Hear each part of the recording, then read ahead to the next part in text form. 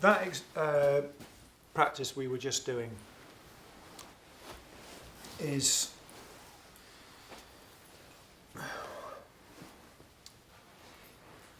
in a way you could describe it as going very, very deep into the first person perspective, I amness. And you could even call it first person singular, and the awareness is actually identical in all of us. There's only one awareness on the planet, whether it's a dog, human, maybe even cells and atoms. I mean, we don't know, but do you mean like collective? there's a well, no, it's not collective because because there's no moving parts to it. It's just a singular thing. That empty, transparent consciousness is identical whatever organism is arising within it. It's like the one mind. And that is I am? I am, with no other, it's just I am, period, full stop. And it's a great mystery that you know a lifetime of exploring that. Who am I at that level? But there's a big difference between disidentifying and disowning. So when you're doing that kind of practice, I recommend you disidentify with everything that arises so you can find that freedom inside yourself. But I'm definitely not recommending you disown things that arise. So the difference is disidentifying things is freeing yourself from it, but you can pick it back up so you could do a meditation practice, go really deep into that sort of emptiness, formlessness, come out of it, and then drive your kids to gymnastics. Whereas if you're kind of disowning parts of yourself, saying, "Oh, I really am not," you get weird things where people start to refer to themselves in the third person and saying, "There's nobody here." And has anyone come across that before? No. It's kind of weird when you see it, but because it's false and fake. But there you go. So what we're going to do now is a breathing practice, and so what we've just been doing previously was what we might call a causal, formless type of practice. This is a practice really going in to form, meat, in the best sense of the word meat, like flesh, body, sensations, breathing, the gross, physical, third person kind of itness. So this is probably the most common type of meditation that people have. So I mean, is there anybody here not heard of a meditation practice where you focus on your breathing? If you haven't, don't worry about it. So, everyone? Yeah? Okay. So the instructions are very, very simple.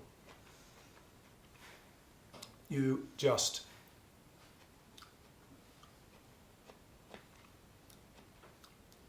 focus on being aware of your breathing. And people will naturally be drawn to focusing on a different place. So when you breathe, it enters in your nostrils, goes down your throat, into your chest and into your abdomen. And I mean, obviously the air stops in your lungs, but it feels like it goes down into your abdomen if you do deep breathing. So what I'd recommend is find the place that is most noticeable, and that might change throughout the practice. you might start with like, oh, okay, my nostrils are the kind of things I'm really noticing. Just focus on that. But you might, as your breathing deepens, it might shift down to your abdomen, and you can just focus. So it's don't be too fussy about exactly which point. You just give your yourself to your breathing. So it's like you're letting breathing take centre stage in your moment to moment experience. And what you'll notice, like everybody who does this practice, is when you start to do this, you'll be aware of your breathing, and then all of a sudden you're swimming with dolphins, which I've done too, and I loved it. It was amazing. And then you, okay, right, I'm not actually swimming with dolphins. I'm sitting in a room, focusing on my breathing. Back to your breathing. Then you'll be riding a horse on a beach, and if you don't, you need to be really kind to yourself when you do this practice. You don't want to say, oh, just not again. No, because you will keep having to come back to your breathing, and if you get annoyed with yourself, it just makes it all the more difficult. So that's where the first type of meditation we did with the effortless awareness, that's the kind of like kind, open container within which to do this practice.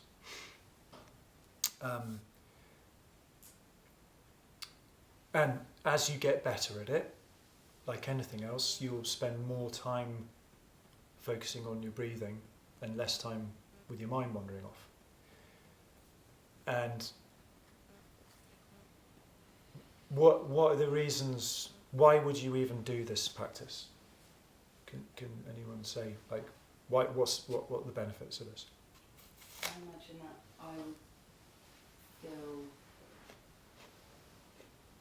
I think I'm going to enjoy this one more, because I feel like there'll be some kind of focus, and I won't go off. I might do, but I feel like before it I could just go into that, whereas by having to concentrate on breathing, then that's like kind of keeping me relaxed. In a way it's easier, because this is meditating on an object, not that kind of objectless meditation, which is a little bit hard to kind of find your feet in. Like a bit of discipline, I think. So you develop discipline by doing this practice. You're disciplining your mind. Discipline is an interesting word because it actually means teaching, like disciple. It's linked. We think of discipline as, whoosh, oh, your mind's gone off. Boom, get back there. Boom. But you are teaching your mind to be focused. That's also sorry. Yeah. Well, both all at the same time. Yeah. So wait, Marie. I've got quite a way on my side, which is discipline brings you freedom. Like it's on my. It does, yeah. Yeah. So if you're disciplined, yeah. whatever practice or whatever you're doing in life, it actually brings you freedom. Yeah, it's a paradox, isn't it? Yeah. That the harder you work, yeah. it creates freedom, and it seems like they'd be contradictory things. Yeah, but they're not. It's not. And that's a really important thing to say about all of meditation practice. It's all about embracing paradox. You have to be comfortable with paradox. And that means holding opposing truths at the same time. Did you say last time about divine dichotomy? It's like two truths can exist at once in one space. Yeah. So an example would be, you are formless awareness, awakeness, and all of this stuff that's happening inside at the same time.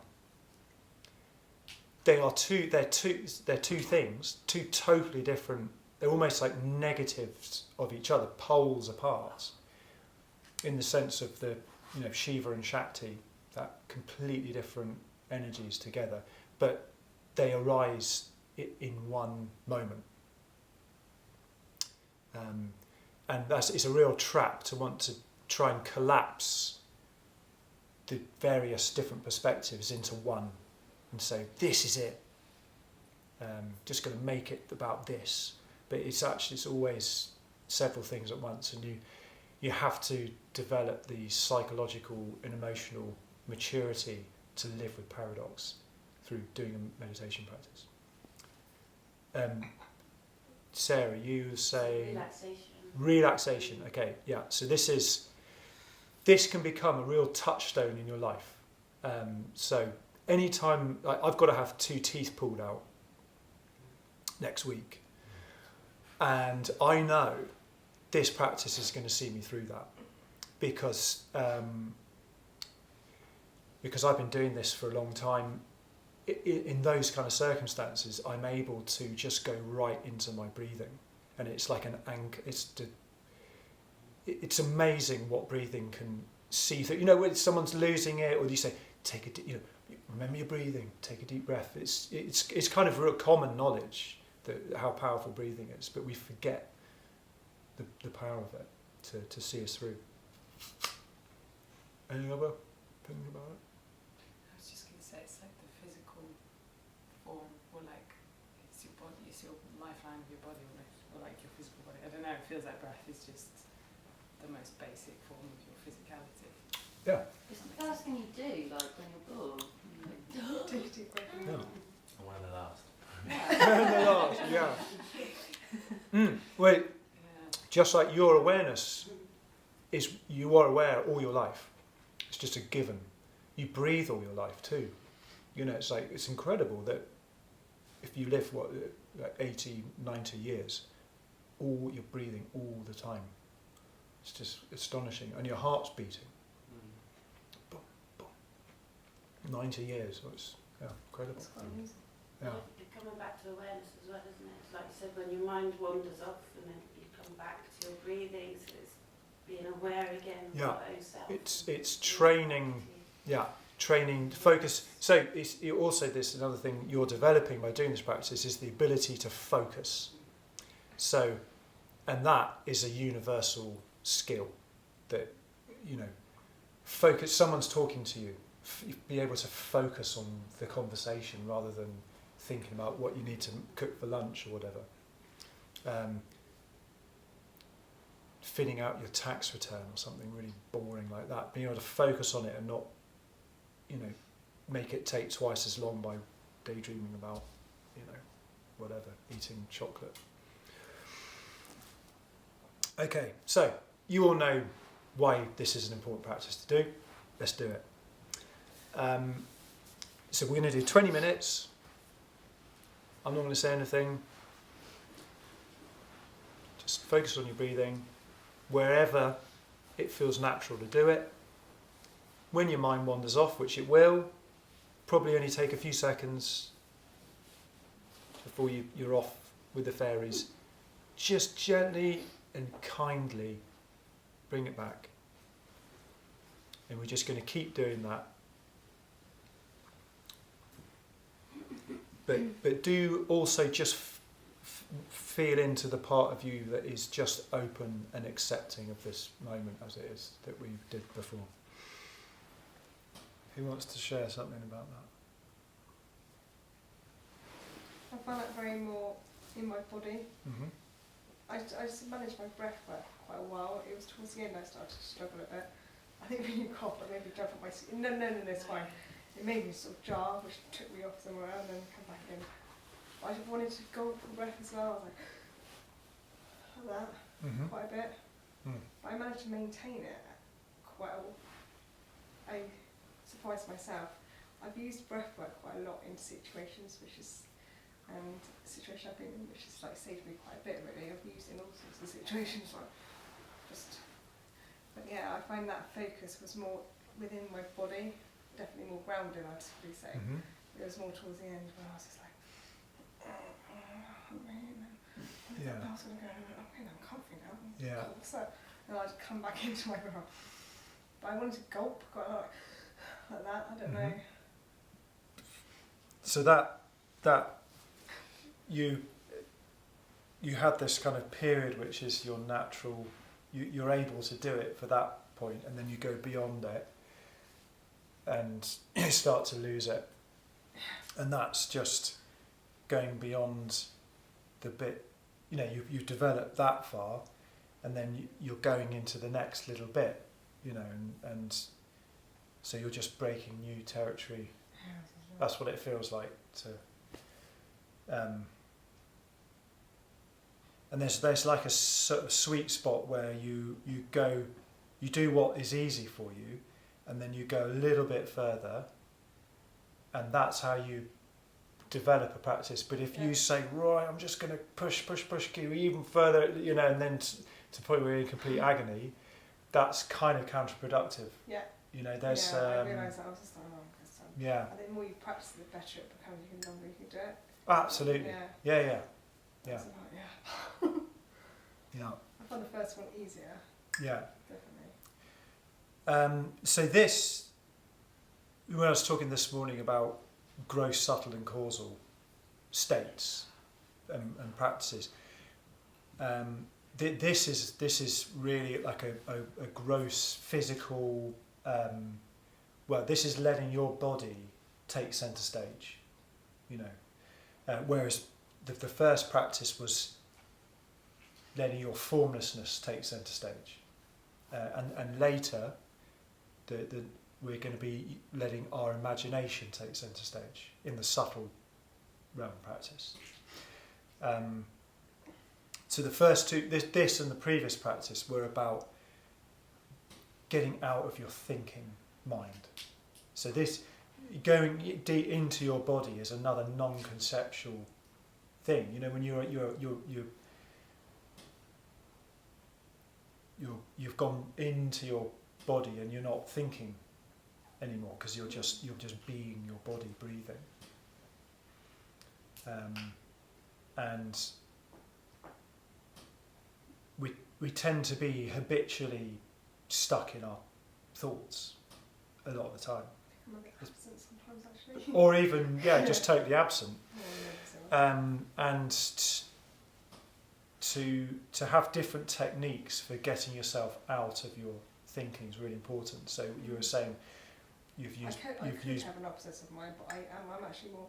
I thought I was actually being present. It's actually being absent. Right. Like years ago. So I'm living in a different land, like nothing. Yeah. I'm not actually being present, so I don't really. But when I do get obsessed, I can be very obsessive. Yeah. When you're a child and you have a difficult experience, you can dissociate. Yeah. I went to boarding school at a very young age, and I learned as a survival strategy in that environment to dissociate from my feelings because it was too painful. Yeah. And so a lot of my adult life has been about regaining my re-identifying, bringing back my feelings. And there was something else you said.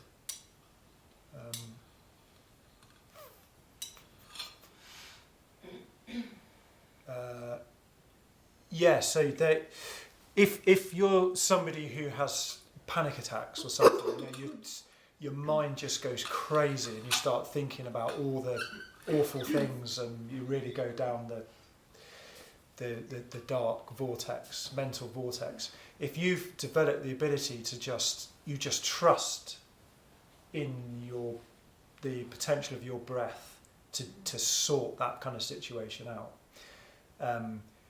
you can just go into your breathing, and you just let that other stuff just go.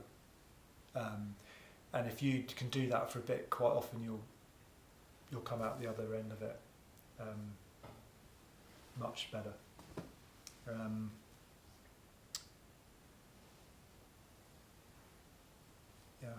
Oh, and the other about the gulping. So there's a you can end up becoming hyper conscious of your breathing. I think that's what I was doing. I was thinking so much, and I was like. And that can be a real problem when you're not meditating, but you're just like out and about around the world. You sort of feel like you need to make an effort to breathe. So there's an effort. Real true breathing is an effortless thing. Yeah. And real true deep breathing, right down deep, it again is an effortless thing. But you can end up becoming very shallow and like you feel like you're not. And I've had that at periods of my life, and I know that I was not really struggling to breathe, because sometimes I've been in those situations. I've had a large whiskey and instantly I'm breathing fine. So I once went to see the doctor about it. I thought this is like, I don't know, 20 years ago or something, and I thought I had a problem with breathing, and he said, have you ever thought that you just might be stressed, and I was like, no, I can't be that, no, there's something wrong with me, but then when I went home, I had a drink, relaxed, and I could breathe again. It's quite a humbling experience. Yeah. I don't actually drink alcohol anymore, so I'm not promoting. Yeah. I found it interesting at the beginning, I was obviously trying to be aware of my breathing, but then obviously going off, like say on a tangent, your brain's going, talk about dinner, and then doing this, doing that, doing some gardening, or go and do this, and then you come back to it, and then it wanders off again. And it's actually quite amazing how the brain does work, and realising on how many levels, and like thinking about yesterday, today, tomorrow, what might I do later, but then coming back to the breathing again. It's like you said about the monkey mind. But yeah, I was able to definitely go back to the breathing and enjoy that and relax, and yeah, that's good. Yeah, it's really important not to demonise your thinking. Like the monkey mind is just a monkey. It's just a monkey. It does what it does. It's natural for your mind. It's great to have an inquisitive mind is a really important thing. So we don't want to set up a situation where thinking is bad, not thinking is good. I actually was grateful for it. It's amazing how your brain can actually work on those levels. But to have that attitude towards thinking really helps you not get annoyed that you're thinking. I found this breathing thing good for that. Like I feel like I was more patient with myself because my mind was going off. But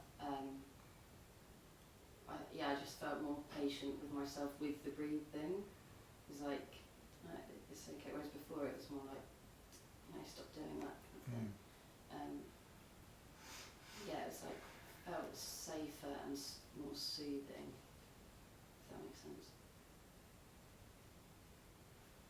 It's like really listening carefully to a piece of music or a sound. It's a similar kind of thing. You're like paying attention to your breathing. Have you done that before, where you're just like really concentrating on a sound to hear it? It's a kind of similar thing. Sound is another thing people use as an object to meditation as well as breathing. Quite often you do that and then you listen to the sound all the way until it becomes totally inaudible. I enjoyed the sound of that more as well. I felt like everything about this one was way more chilled, and there was a moment where I felt like I was shallow breathing, and I was, rather than being like, oh no you don't, it was just like, okay, just breathe a bit deeper. I just felt like everything was... I think it's important to let your breathing do whatever it wants to do and not try and force it to do anything. You just... I forget how to breathe. Like, it'll sound it just kind of doesn't come naturally anymore after a while. Yeah. I can get out of it again, but for moments I kind of get stuck in it, and then I overthink the breathing, as you were saying. Yeah. Kind of forget how deep the normal breath is.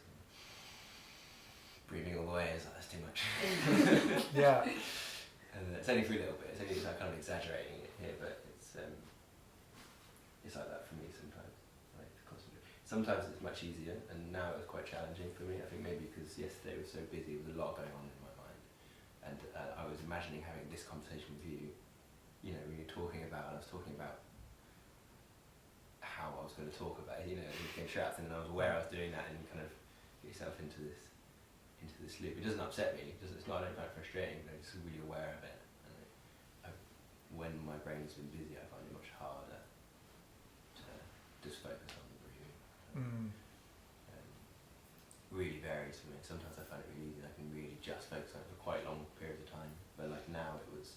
really short moments, and then it'll be off and it'll go again. It's just like learning. I keep talking to about music with Josh because he plays the kora, this amazing instrument.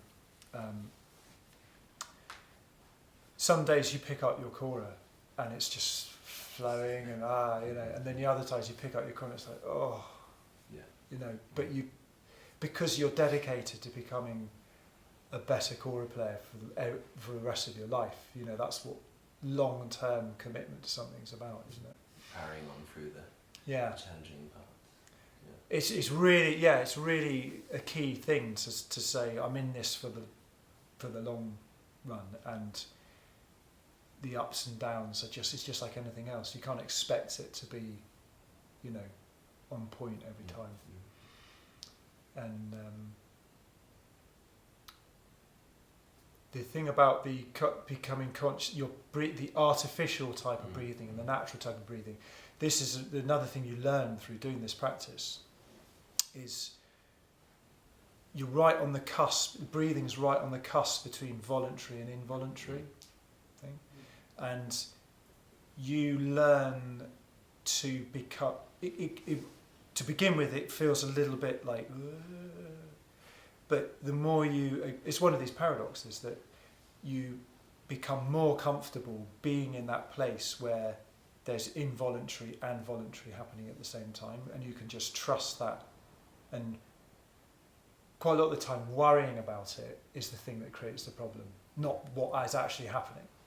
Being conscious of the breathing, the unnatural breathing or the natural breathing, that's okay. But it's the kind of like,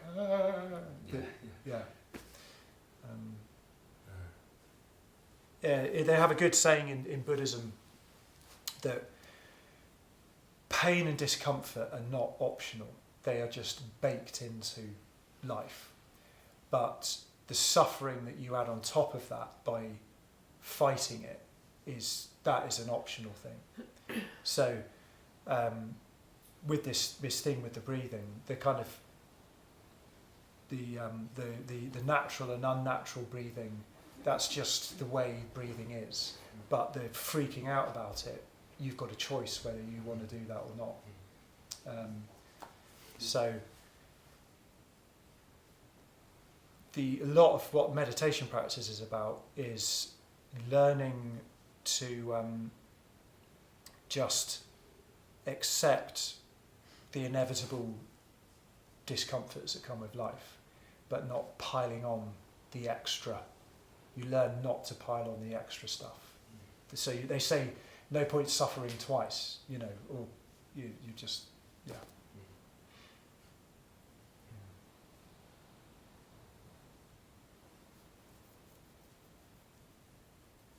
Anything else? I was counting the breath. Yeah. Every time I was distracted, I came back to breathing in for 5, out for 7. Mm-hmm. So I was pushing more air down into like the abdomen area. That really helps. I do that in yoga. So we use the breath quite a bit. So I find it quite, not easy, but I find that kind of meditation better for me.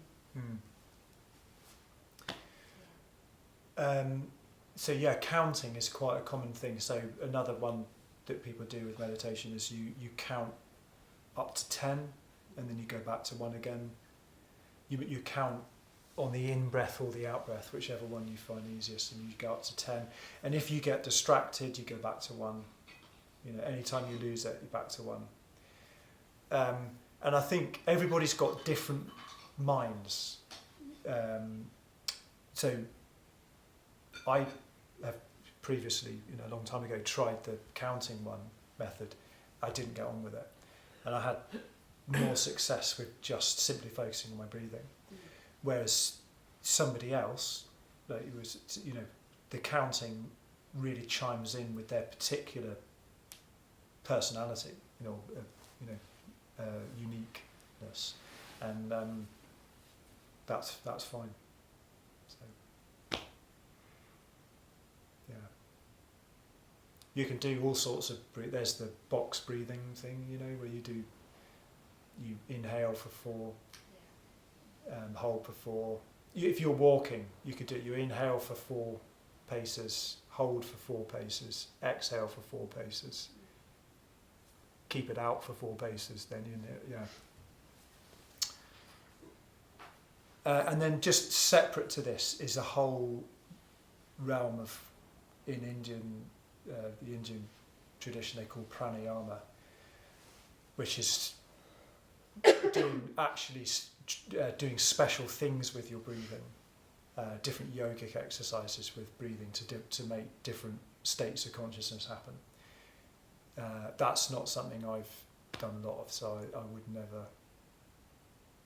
That kind of thing, if you go into that without knowing what you're doing, you can make all sorts of weird things happen, and I wouldn't recommend that unless you. So there's something called holotropic breath work, which